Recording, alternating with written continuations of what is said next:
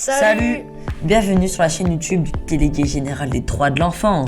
Aujourd'hui, on est là justement pour vous parler du CEB. Et du CE1D. Voilà, parce qu'il en faut pour tout le monde. Évidemment.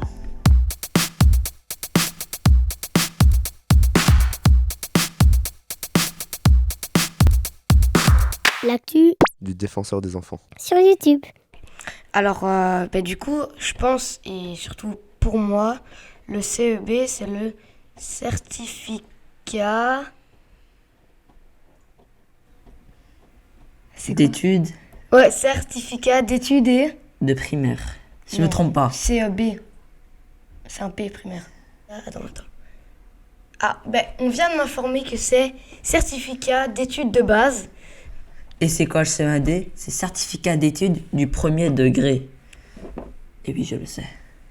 Et oui, Jamy. Alors, le CEB, je pense que c'est, on va dire, un sorte de diplôme pour passer en secondaire et pour un peu montrer que tu as compris toute la base pour passer en secondaire.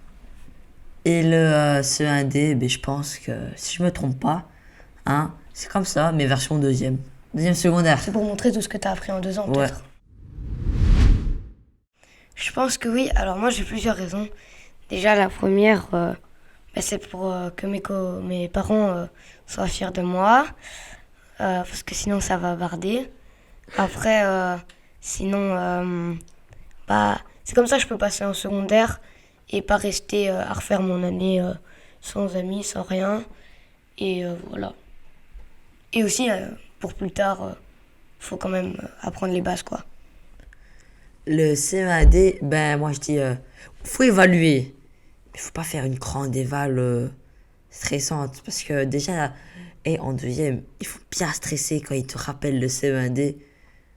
Du coup, c'est un peu un stress que tu as toute l'année.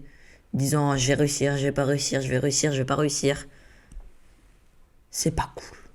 Voilà, bien dit ça. Voilà. Parce que tu vois, il y a souvent des gens, ils te disent toi, tu vas le rater et tout. Ouais, mais arrête de me Mais démoraliser.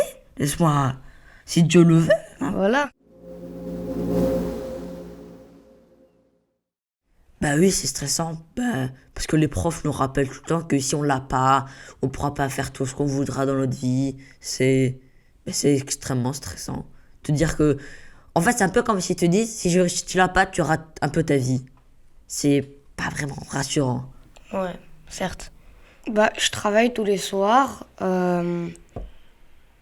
moins une demi-heure, et parfois, je suis pas concentrée, je sais que je dois bien me mettre dans l'exercice, être concentrée, et je pense que tout va bien se passer, quoi. Moi, en fait, moi, j'ai le délire de... Je sais pas, j'arrive pas à étudier à la maison. Pour moi, la maison et école, ça va pas ensemble. C'est bien des évals, faut étudier. Mais faut pas en mettre toutes les semaines. C'est comme les devoirs. C'est énervant. T'as 8 heures de cours, tu rentres enfin, tu veux te reposer, taper une petite sieste. Et tu te rappelles exactement qu'au bout de ta sieste, tu te réveilles, tu te rappelles que ton prof de français t'a donné un livre à lire. Je pense que souvent en classe, tu peux faire le guignol, mais certes, quand tu seras devant ton CEB, tu feras pas le guignol. Je pense que on a tous toutes les capacités pour le réussir. Toi, je suis sûre que tu vas passer ton CE1D. Et du coup, niveau stress, ça va. Non, niveau stress, attends la deuxième. Chaque cours, t'as minimum un prof qui va te parler du CE1D. Mais ouais, en fait, dans tous les cours, ils te parlent du CE1D. Ça va être utile pour CE1D, ça va être utile pour CE1D. Après, t'apprends à la fin du mois qu'il n'y aura pas ça dans le CE1D. Ouais, parce que j'ai appris un truc, maintenant, ils sont... Au début de l'année, ils savent qu'il y aura quoi dans le CE1D. Du coup, parfois, ils t'apprennent des trucs pour rien.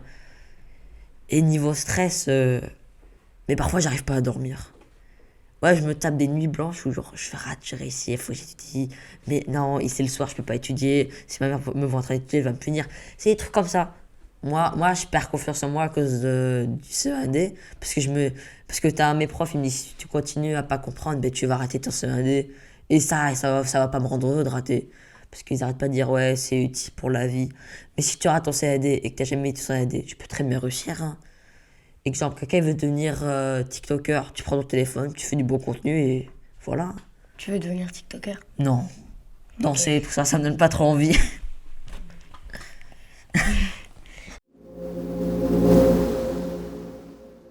En fait, on a 5 tables et celle au centre où il y a 5 personnes, c'est vraiment la table de ceux qui ont besoin d'aide en mathématiques.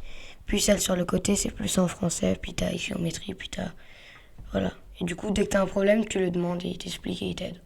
C'est un super système.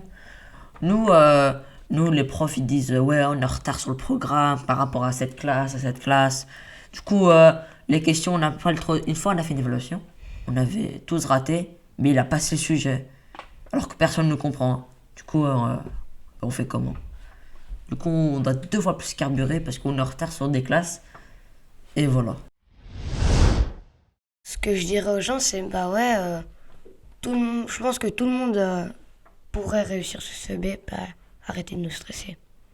Aux profs, que ce soit les parents ou les profs, voilà. Toi, tu dirais quoi? Moi, je dirais, les profs, arrêtez de nous stresser et dire tu vas rater, tu vas réussir. À tout moment, on fait une surprise, on réussit tout à 100%. Bon, je vous dis ciao, c'était un plaisir. Ouais, c'était vraiment un plaisir, mais on a oublié un truc. C'est vrai, j'ai oublié. Bête. Tu t'abonnes. Et tu likes. Voilà, il a tout compris. Et vous avez tout compris. C'est vrai, ils ont tout compris. Bon, au revoir, hein. Au revoir.